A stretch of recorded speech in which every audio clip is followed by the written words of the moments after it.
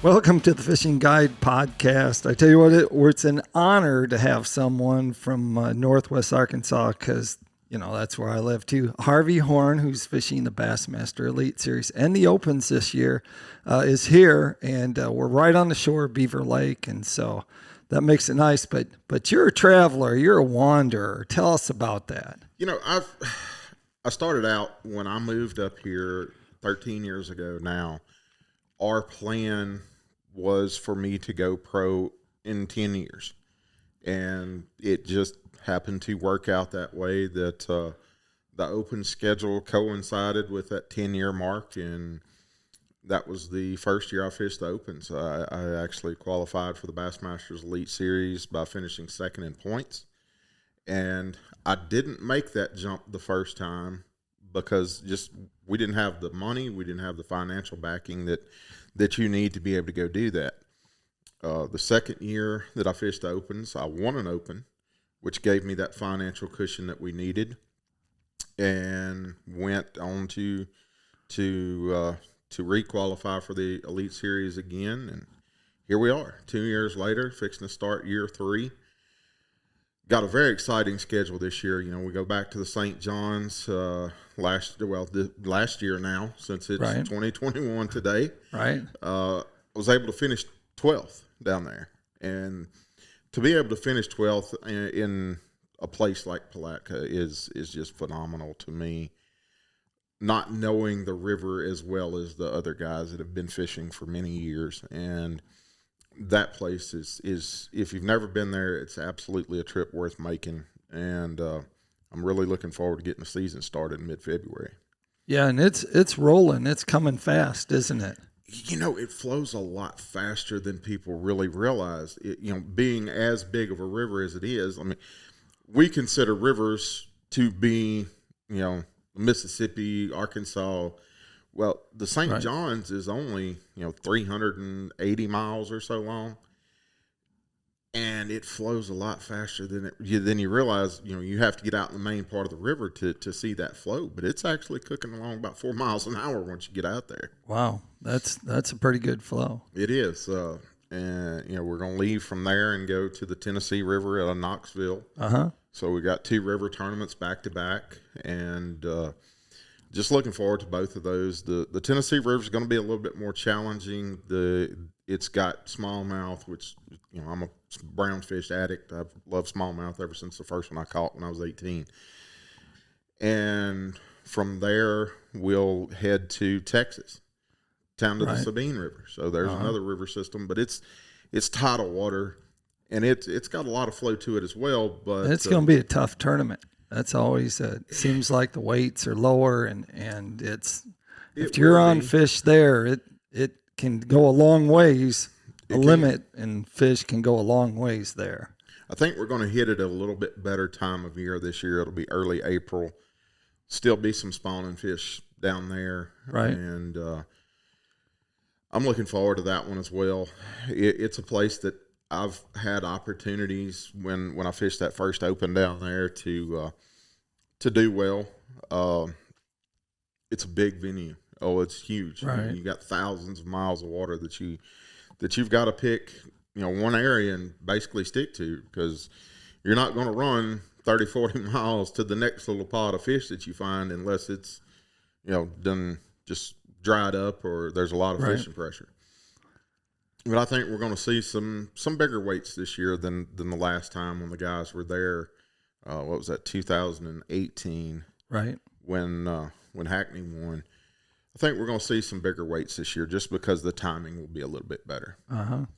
Then we leave from there and head up to Lake Fork, which is legendary for big bass. We've had another 100-pound tournament there this past year. Yep. Patrick Walters was able to put together the winning pattern of catching those fish using his electronics to literally pinpoint each fish he made a cast to. Yep. And this year we're going to be looking at them. There's still going to be quite a few bedding fish. Which is what I love to do. I love to fish for bedding fish, and it's a different scenario since it's going to be a catch weigh release. So we're putting those fish right back in the water after we catch them. They're not getting hauled around all day. which to me is a better thing to do when they're spawning. Right. I wish all spawning tournaments would go that way, but unfortunately, people want to see big bass. Right. They want us to bring them to the scales, and that's just bass does such a great job of keeping those fish alive. They work really hard, and they're very diligent in keeping the water temperatures, everything, pH levels, all of that stuff is very critical to keeping those fish alive, and they do a great job of that. From there, we'll head up to, I believe it's Pickwick. We go, in Florence, Alabama, I think. Go to Pickwick in May, so there'll probably still be a few lingering fish, but it'll mainly be over up there. They'll start to pull out on the ledge. Yeah. And that place has got some giant smallmouth. That's something that you go back and look at the history of the lake and look at some of the tournaments from the 90s, the guys weighing in 26, 27 pounds of all smallmouth. And that could be a ledge like the ledge where they are just starting to get on the ledge, which is phenomenal fishing. Oh, yeah. Yeah. It's really, really going to look forward to that one. Then we've got Lay Lake. No. Is it Smith? Smith. Yeah. Then we go to the one right above. I'm going to have to pull it out and look. I know it, but I can't remember it. The great thing about technology these days is you can literally just pull up anything you need. That's right. Okay, so we've got the opens. And then they're going to travel up north after you get there, then you're on the northern venue of this. We'll be at Champlain, the St. Lawrence, then I have Oneida, and back to the St. Lawrence for an open. Right. And just the smallmouth up there is so huge on the St. Lawrence River. There's no other place that I've been. We got to fish St. Clair.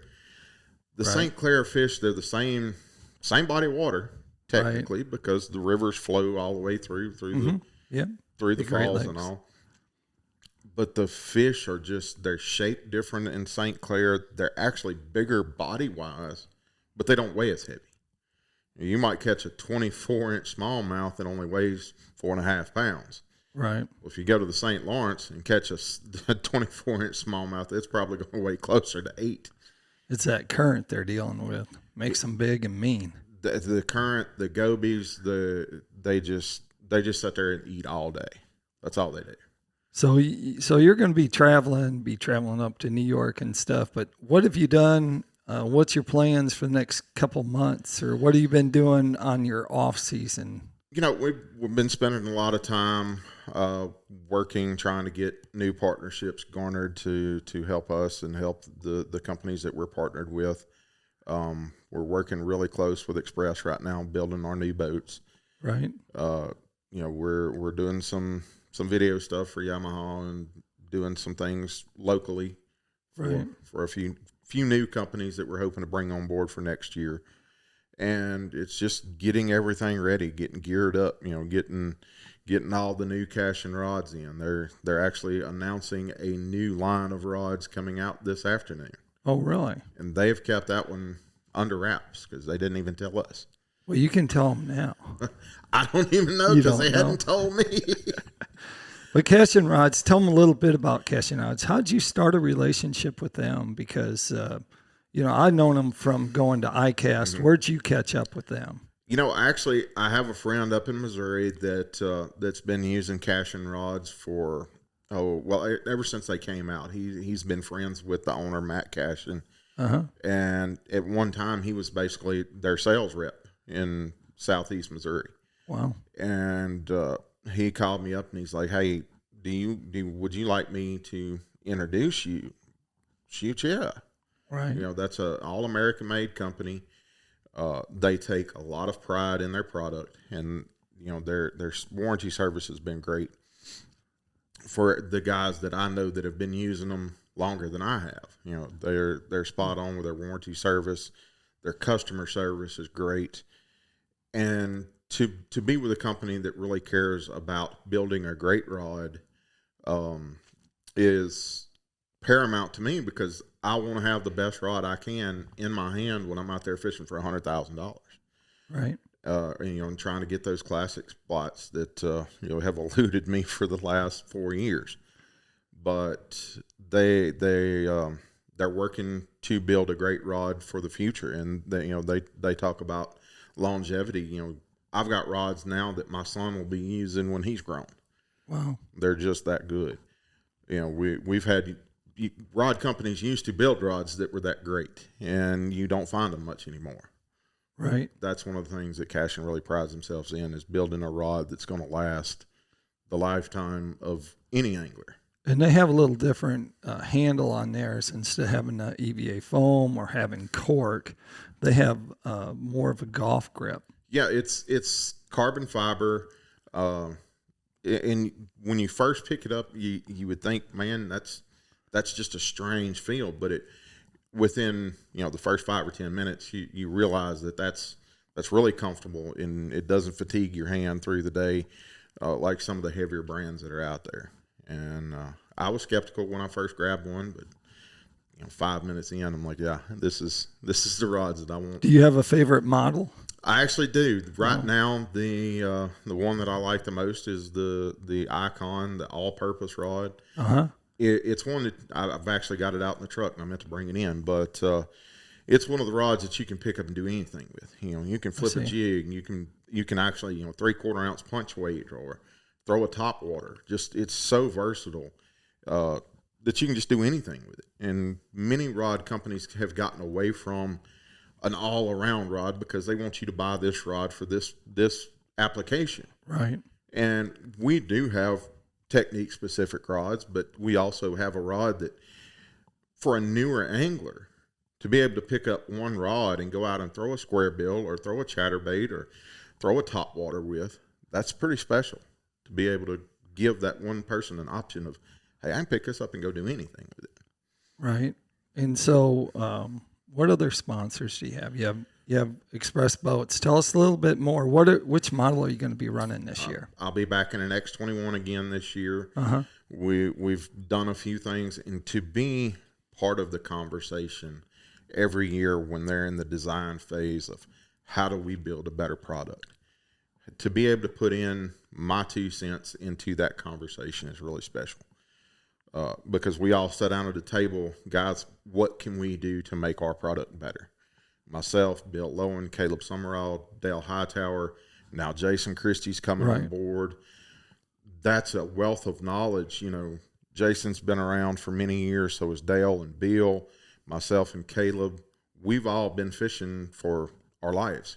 Right. I'm 44, and I've been fishing since I was 4. So there's 40 years of knowledge that I get to bring to the table. Dale's the same way. Dale's been fishing since he was 4. Bill probably since he was born. I don't know. I think he was born with a fishing pole in his hand. Christy was. Yeah, exactly. He was throwing a spinnerbait when he was like a week old. Probably. But to help them build a better product for us to use is a really special relationship in our industry that a lot of people will never get to be a part of. And when I sat down in the 2021 boat, I'll be able to point out, that was my idea right there. Right. And that's really special to be able to do that. It's going to be powered by what? Yamaha. How big? 250. 250. Is that the biggest one that'll go on that? Well, it's rated for a 250. Bass limits us to a 250 horsepower motor, so we can't run a 300 or the 400 or the 425 or 450. However big they're making them now, we're limited to a 250, and to me, that's all I need. I don't need anything bigger than that, because I like to be able to get in that shallow water that nobody else goes to. Right. And the way our boats are set up, the way that hyperlift hull is designed, with that 250 on the back, I can still float it in 8-10 inches of water, which is pretty phenomenal. And what's your average speed, top speed on that? 70 to 74, just depending on how I keep it loaded. I run a pretty light load all the time, so I can get to weight. I actually run 5 batteries, but I run light on tackle. So I can still, maneuver my weight around. You don't need much if you just got jigs in one spot and trailers in the other, right? Pretty much. I keep a lot of those big bite soft plastics in the boat, but right. I found myself even, okay, I'm going to the St. Johns River. I'm going to take my my big bite jerk minnows. I'm going to take my fighting frogs. I'm going to take some jigs. I'm going to take a few spinner baits, and that's about what I've got. Right. There's not a whole lot of extra that I take with me. I may throw a few jerk baits in the boat this year, but right. Make sure I get those mixed sticks and get them rigged up and ready for down there, because I think we're going to be hitting it a little early this year. That jerk bait bite should be going on. Yep. Well, that's always good. Who else? Hummingbird is one of your sponsors. Now, this is the first. I expected to see a big release today. The hangover release is what I was going to call it from Hummingbird, but they didn't release it today because that's probably because they're going to wait till Monday when their Mega Live is coming out. So basically tell people your setup on the boat. I'm running 4 of the Solix 12s this year. Again, that's the setup that I've had the last 2 years. Really love the mapping. I love the 2D and the side imaging that comes along with the Hummingbird products. The way the One Boat Network ties everything together and makes it to where I can operate anything from the graph. I can run it from a remote. It's really made my life a lot easier out there on the water. When right. I can spotlight while I'm sitting there, if I want to idle through an area with my trolling motor down just to check some brush or whatever, and okay, I want to change what jig size I have because it's a little bit deeper water right here. Right. I can hit that spotlight button, tie on what I need to, or if it's shallow, I can hit a button and drop those talons and just sit there and do what I need to do. Yeah, and so you're running 4 units. Up front there, are you going to have a designated? I mean, you're anticipating a designated one, and then what screens would you have open on the one that isn't designated for live? I usually run the 2D, the down imaging, and a map on one of my 12s. I run the 360 on the other unit. Well, what I'll do is I'll split screen to where I have the 360 and the live on one unit, and then I'll have my 2D down imaging and mapping on my other. Yep.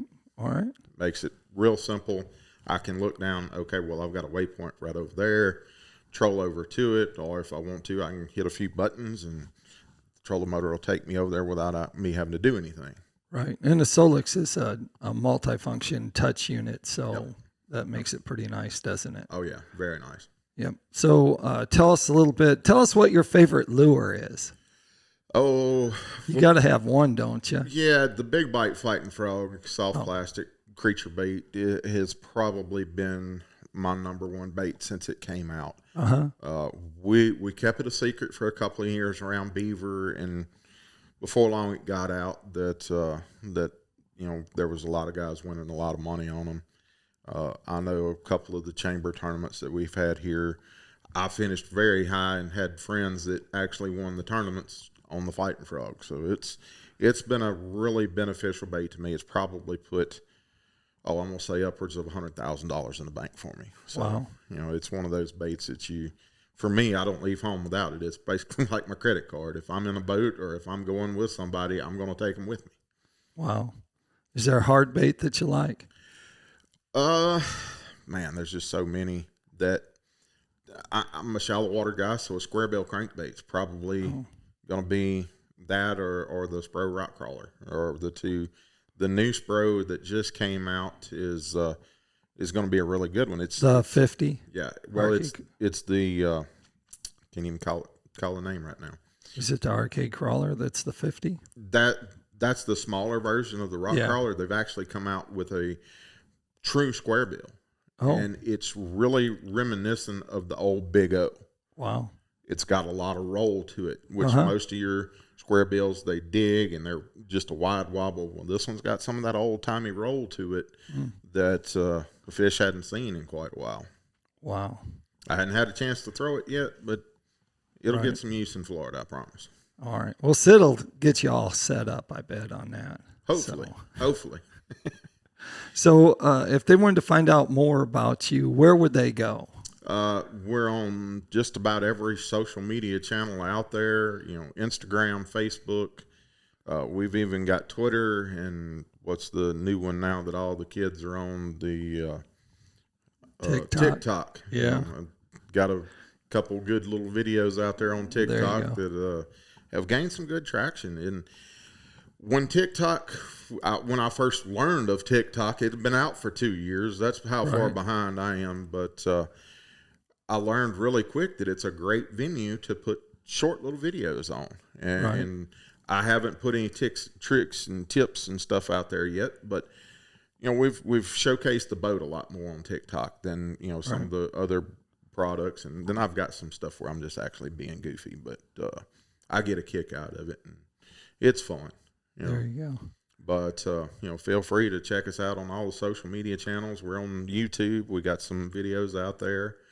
H3 fishing, and generally, if you ask a question, I'm going to answer. I answered a few this morning before on the way down. Actually, I had to pull over a couple times and answer some questions, but we're always available, and I love to interact with the public and talk to the people that are out there. That's part of the deal that we do.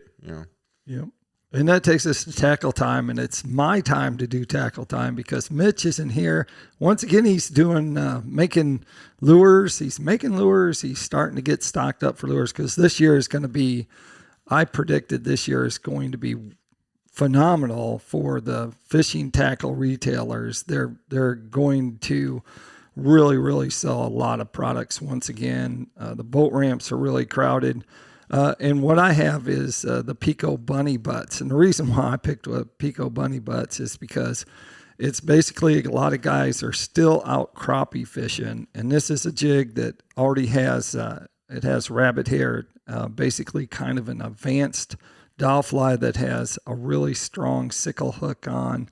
And so a high quality hook. And that's really good. And of course, all those guys out crappie fishing. You probably do a little crappie fishing. I actually do a little crappie fishing right across the river over here. This year we were kind of hung up on the whole tournament scale situation, and I've had the opportunity to spend a lot of time crappie fishing this spring, which is what I love to do when I'm not out there chasing those bass. There you go. There you have it. Thanks for listening to the Fishing Guide podcast. Thanks for being here, Harvey, taking the time and swinging through. And, make sure you subscribe and just watch our shows. We've got all kinds of great stuff happening. Thanks, Harvey. Thank y'all.